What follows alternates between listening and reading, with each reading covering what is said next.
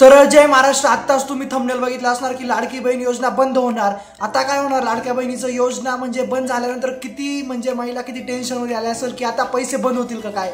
कारण जे पैसे भेटायचे 1500 रुपये ते पण बंद झालं तर अवघड होऊन जाईल। तर हा व्हिडिओ शेवटपर्यंत बघा, तुम्हाला सांगणार आहे की कशा प्रकारे ते लाडक्या बहिणीचे पैसे भेटत नाहीये, 2 महिन्याचे पैसे आलेले नाही। तर भरपूर जणांच्या मनामध्ये डाऊट आहे, तर हाच डाऊट तुमचा क्लिअर करतोय। कारण आदिती तटकरेंनी ट्विटरवरती ट्विट केलेले, ते पण तुम्हाला दाखवतो काय ट्विट केलेले। तर चला व्हिडिओ करूया सुरू। तर सगळ्यात मेन म्हणजे लाडक्या बहिणीचा हप्ता बंद झाला तर काय होईल, विचार करा तुम्ही काय होईल। लाडक्या बहिणीचा हप्ता बंद झाला तर सगळ्या महिला टेन्शनमध्ये येऊन जातील डायरेक्ट। मी तर म्हणतो हा हप्ता बंद होईलच नाही पाहिजे, कारण भरपूर जण म्हणजे छान योजना चालू केलेली। तर टेन्शन घेऊ नका, हा हप्ता बंद काय होणार नाही। तुम्हाला हप्ता कधी भेटणार एवढं म्हणजे तुम्हाला मी डिटेलमध्ये सांगतो।